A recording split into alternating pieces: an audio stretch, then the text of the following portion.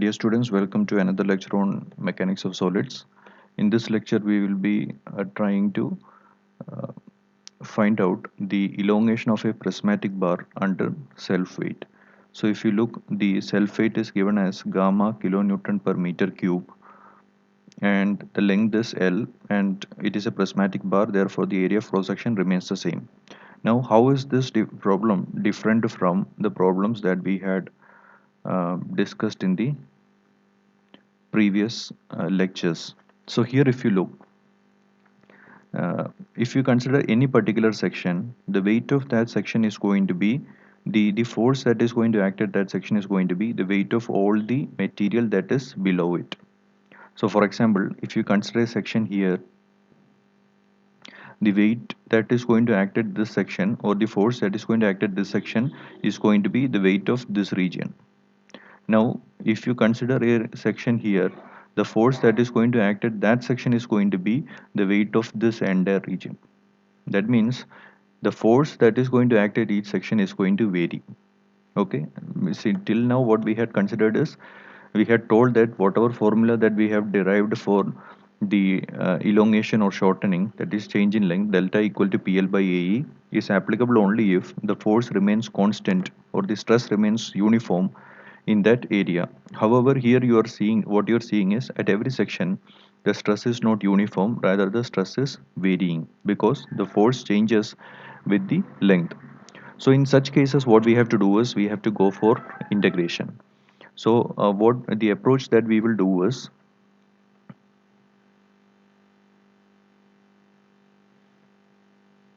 let us consider.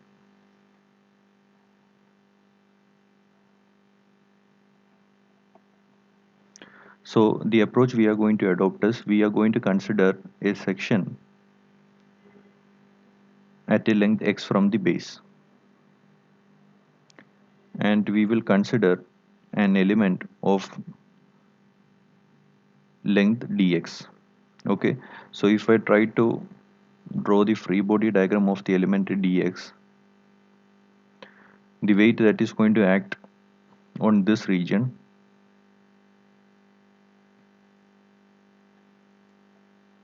the total weight that is going to act on this region, is going to be weight of the material that is below it.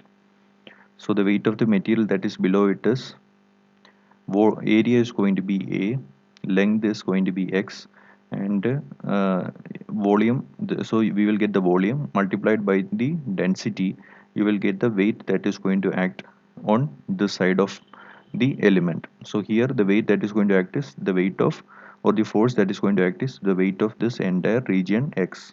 So that is what we have written here. Similarly, if you see, on this particular section, the weight that is going to act will be gamma A into x plus dx, and therefore the reaction on this part will be gamma A into x plus dx. That is going to be the reaction on this part. If you see, this dx is going to be a very small portion, and more or less these two values are the same when dx is very small. More or less these two are going to be the same, and therefore the stress in the region dx will remain uniform, and our formula can be applied now. So let us try to find the change in length for the region uh, at x. So change in length of the element delta x is going to be PL by AE. P is gamma A into x into length of the segment, that is dx, divided by AE. A is uniform cross section and E is here. So now this is nothing but the change in length of element dx. Okay, an element of length dx is having this change in length. So what is the total change in length?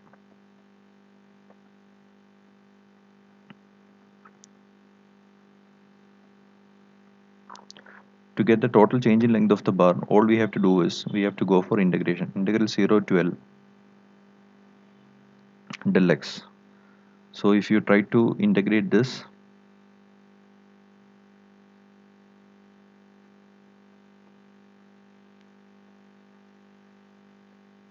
you will see that this comes out to be gamma L square by 2E. So this is going to be the elongation of the region uh, of the entire bar.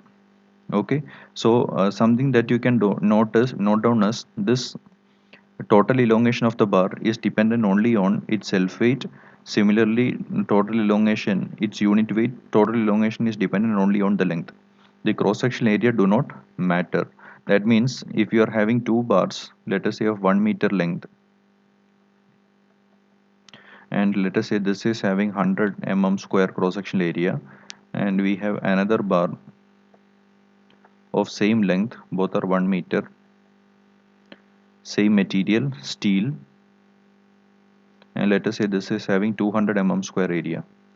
So if you apply this formula, you will see that both are going to have the same change in length, irrespective of their difference in the cross-sectional areas, because cross-sectional area is not at all a factor which is going to determine the change in length of the bar under its self weight. Similarly, if you want to write an expression for change in length at any particular distance x from the bottom, you can write an expression for change in length as, so all you have to do is do this integration from 0 to x. You will get the value as gamma x square by 2e. So this kind of an expression also you can develop for the change in length at any distance x. Okay, you can get this expression. So I hope this idea is clear to you. Now let us try to see one more problem in this lecture.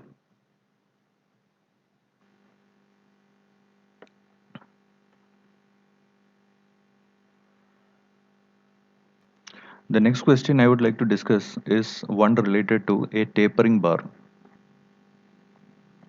So here if you see, we are having a circular bar. At one end the diameter is d1 and at the other end the diameter is d2. That is, the diameter is varying linearly from d1 to d2 and it is having a linear variation. Okay, so there is a linear variation of the diameter from d1 to d2. And of course what you can see is that the formula that we have developed, that is delta equal to PL by AE, cannot be applied here, because at every section the cross sectional area is changing, and therefore the stress is not going to be uniform at every section. The stress here is going to be greater than the stress here, which is going to be greater than the stress at every point towards the D2.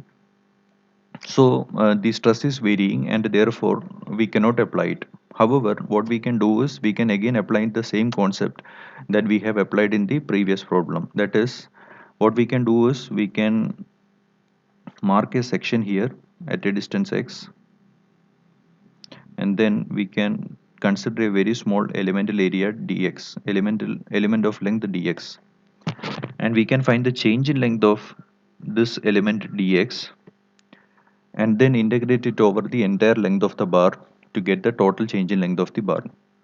So let us try to see how we do that. So if you draw the bar like this,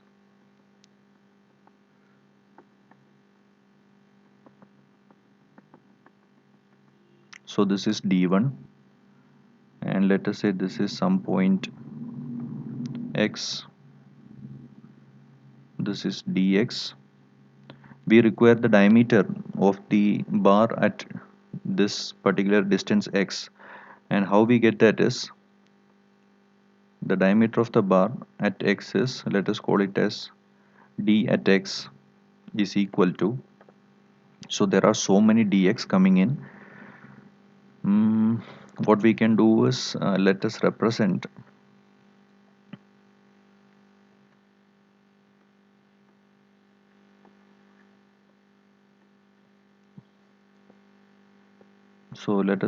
it by a suffix dx, which is the diameter of the bar, so that is going to be d1 plus, we are having a linear variation of this bar from a diameter from this particular point to this particular point. We are having a linear variation of the diameter, therefore let us express that variation as k multiplied by x. So this will be the variation of the diameter, and k is nothing but equal to d2 minus d1 by L. So this is going to be the variation of k. You can apply trigonometry to get these values. So we have this particular value. Now what we have to do is we have to write an expression for the change in length in the region dx. So let us call that as delta x. Delta x is equal to PL by AE. P is this. L is going to be nothing but dx divided by AE. A is going to be pi d square by 4. So pi into dx square divided by 4 into E. So if you try to rewrite this, it is going to be 4p by pi E into dx is going to be d1 plus kx the whole square into dx. If you want to get the total change in length, we have to integrate it from 0 to L.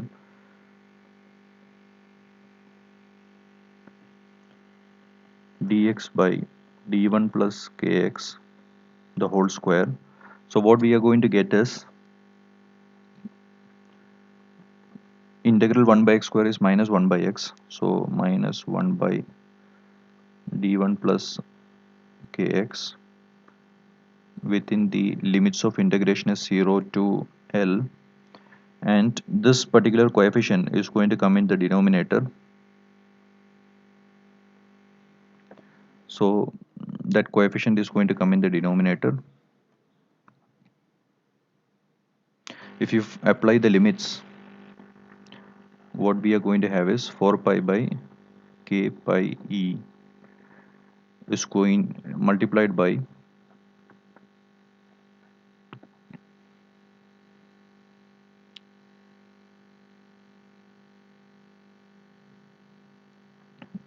1 by d1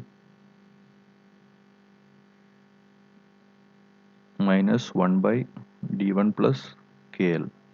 And if you try to simplify this, what you are going to get is you are going to get this expression as 4pl divided by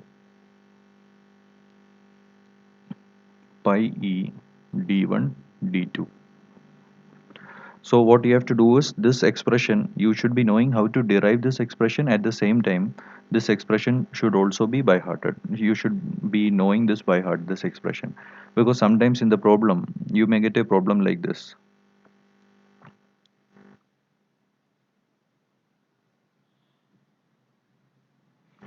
The problem that you may get will be something like this. You are having a bar like this, and suddenly the bar is having a change in cross sectional area, and then you have another bar like this.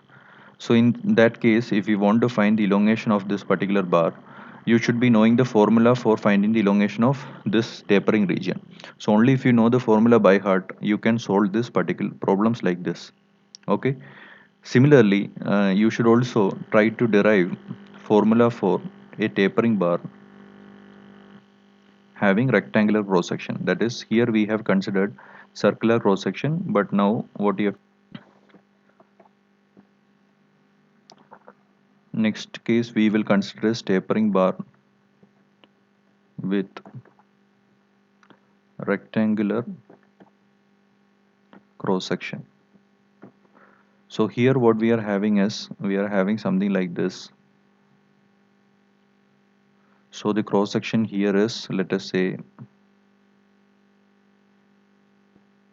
T is the thickness and the length is B here, and here the cross section is T is the thickness and the cross section is A. So the cross section, the thickness remains the same, however the cross section is varying from A to B. So in such cases, your delta is going to be PL by ET into A minus B into log